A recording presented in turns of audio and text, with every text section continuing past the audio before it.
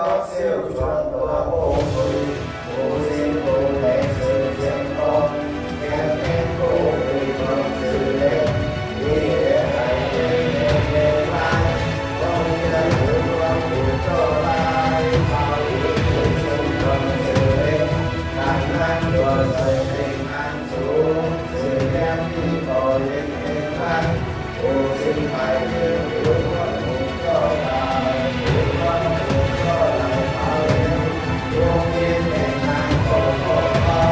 chỉ được nên con không chỉ hay amen.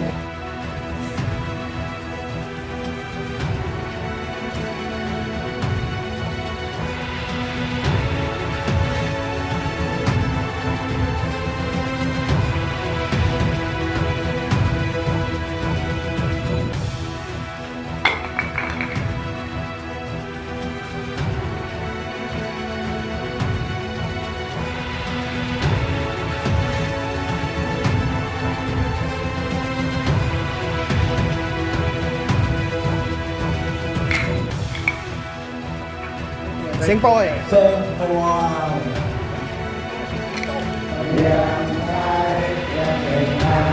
Điềm Thư An Điềm Một Điềm Sự Điềm Tây Điềm Thái Điềm Bình An Điềm Thư An Điềm Một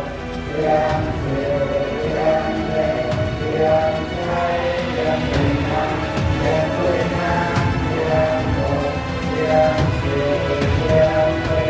Điềm Thái Điềm Bình An